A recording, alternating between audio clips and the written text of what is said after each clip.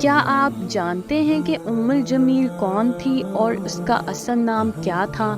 اور کیا آپ کو معلوم ہے کہ قرآن پاک میں اس خاتون کے بارے میں کیا ذکر فرمایا گیا ہے؟ اور کیا آپ یہ بھی جانتے ہیں کہ ام الجمیل کا کیا عبرتناک انجام ہوا؟ ام الجمیل ابو لہب کی بیوی تھی۔ ابو لہب نبی اکرم صلی اللہ علیہ وآلہ وسلم کا حقیقی چچا ہونے کے باوجود آپ کا سب سے بڑا دشمن تھا۔ اس کی بیوی ام الجمیل کا اصل نام عروہ بنت حرب ہے، جبکہ کنیت ام جمیل تھی۔ یہ ابو سفیان کی بہن تھی اور بھینگی تھی، جس کی وجہ سے اس کا لقب اوراقانی تھا۔ عروہ بنت حرب بن امیہ ابو سفیان کی بہن تھی اور وہ اپنے شوہر سے بھی کہیں زیادہ حضور پاک صلی اللہ علیہ وآلہ وسلم سے نفرت اور دشمنی رکھتی تھی۔ لہب کے معنی شعلے کے ہیں۔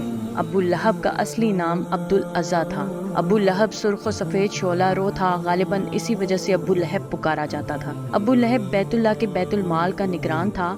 بیت المال پر اس نے اس طرح قبضہ کر رکھا تھا کہ بیت المال کا بڑا حصہ یتیموں، مسکینوں اور حاجیوں پر خرچ ہونے کی بجائے اس کے خزانے میں جمع ہوتا تھا۔ حضور پاک صلی اللہ علیہ وآلہ وسلم کی دعوت حق سن کر اسے محسوس ہوا کہ اس کا احتساب کا وقت قریب آ گیا ہے اور وہ اعزاز اور مال دولت سے محروم ہو جائے گا جو اسے حاصل تھا۔ چنانچہ اس نے آپ صلی اللہ علیہ وآلہ وسلم کی مخالفت کی اور مخالفت میں بڑے بڑے دشمنوں کو پیچھے چھوڑ دیا۔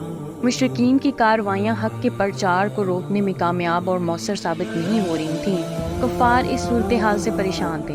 بالآخر 52 سردار ان قریش کی ایک کمیٹی تشکیل دی گئی جس کا سربراہ ابو لہب تھا۔ کمیٹی نے طے کیا کہ اسلام کی مخالفت، پیغمبر اسلام کی ایذا رسانی اور اسلام لانے والوں پر طرح طرح کے ستم اور ظلم و تشدد کیا جائے۔ ابو لہب حضور پاک صلی اللہ علیہ وسلم کی عداوت میں اس قدر آگے بڑھ گیا تھا کہ جب حضور پاک صلی اللہ علیہ وسلم کے دوسرے صاحبزادے حضرت عبداللہ کا انتقال ہوا تو ابو لہب خوشی سے دوڑتا ہوا اپنے رفقا کے پاس پہنچا اور انہیں بتایا کہ محمد صلی اللہ علیہ وآلہ وسلم ابتر نسل بریدہ ہو گئے ہیں۔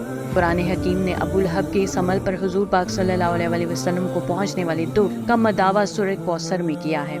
اے نبی، ہم نے آپ کو کوثر عطا کیا، بس آپ اپنے رب کے لیے نماز قائم کیجئے اور قربانی کیجئے، بے شک آپ کا دشمن ہی لاوارث اور بے نام ہے۔ بدبخت ابو لہب اور اس کی بیوی ام جمیل حضور پاک صلی اللہ علیہ وآلہ وسلم کو ایذا پہنچانے میں کفار مکہ سے بھی کہیں زیادہ آگے تھے۔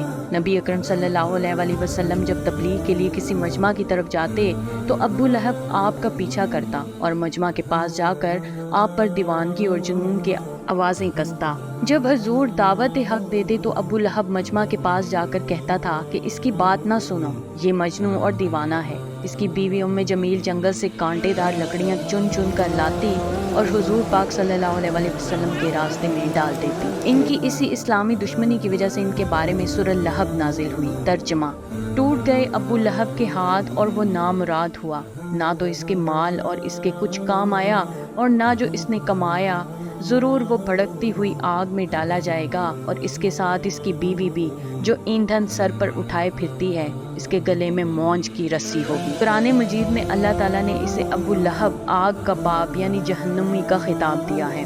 قرآن مجید کے 30ویں پارے کی سورہ لہب، جس کا دوسرا نام سورہ المسد ہے، میں ابو لہب اور اس کی بیوی ام جمیل کا ذکر ہے اور ان کے لیے عذاب دوزخ کی خبر دی گئی ہے۔ قرآن نے اس سورہ میں حضور پاک صلی اللہ علیہ وسلم کے دشمن کی سیاسی قوت ٹوٹ جانے کی پیشین گوئی کی ہے جو پوری ہوئی۔ غزوہ بدر کے کچھ عرصے بعد وہ چچک میں مبتلا ہوا۔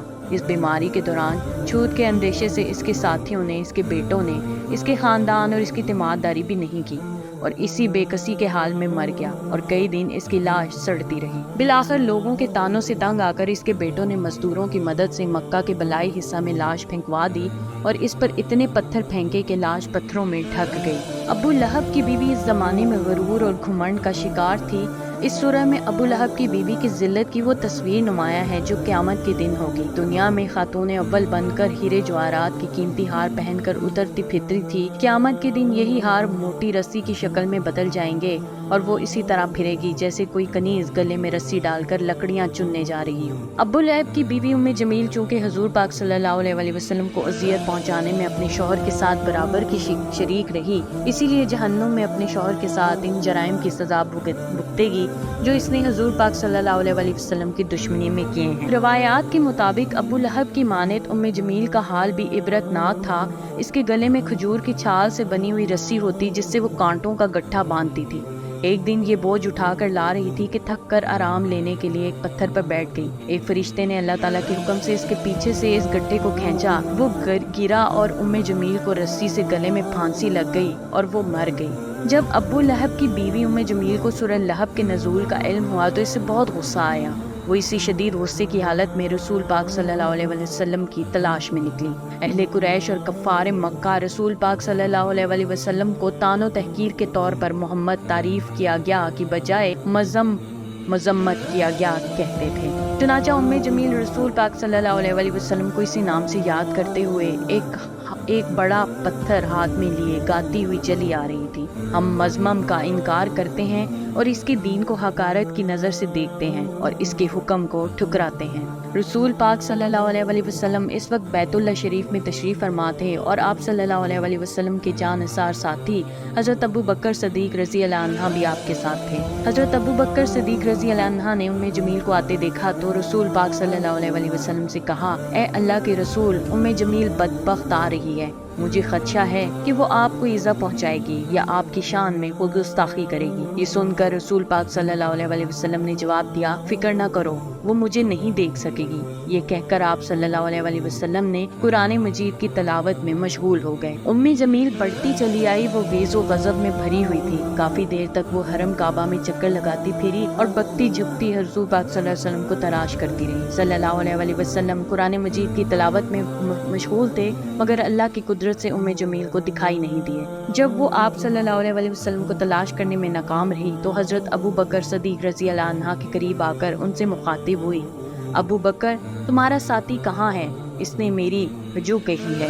حضرت ابو بکر رضی اللہ عنہ نے برجستہ جواب دیا، رب کعبہ کی قسم، میرے ساتھی نے تمہاری ہجو بالکل نہیں کہی۔ بالآخر جمیل آپ صلی اللہ علیہ وسلم کو نہ دیکھ سکی تو بڑبڑاتی ہوئی حرم سے باہر جانے لگی اور واپس جاتے ہوئے کہنے لگی، قریش اچھی طرح جانتے ہیں کہ میں ان کے سردار کی بیٹی ہوں۔ اسی طرح آپ صلی اللہ علیہ وسلم ابو لہب کی بیوی کے شر سے محفوظ رہے اور اللہ کا وہ ارشاد ایک معجزانہ صداقت کی صورت میں سامنے آ گیا جو قرآن مجید کی سورہ بنی اسرائیل کی آیت میں بیان ہوا ہے۔ اور اے نبی صلی اللہ علیہ وسلم، آپ قرآن پڑھتے ہیں تو ہم آپ کے اور ان لوگوں کے درمیان جو آخرت پر ایمان نہیں رکھتے ایک مخفی پردہ حائل کر دیتے ہیں۔ اس طرح کی مزید معلوماتی ویڈیو دیکھنے کے لیے دیکھتے رہیے ہمارا چینل معلومات۔ میرے چینل کو لائک، سبسکرائب اور شیئر ضرور کیجیے اور ساتھ ہی ساتھ بیل آئیکن کو بھی دبا دیجیے۔ شکریہ، اللہ حافظ۔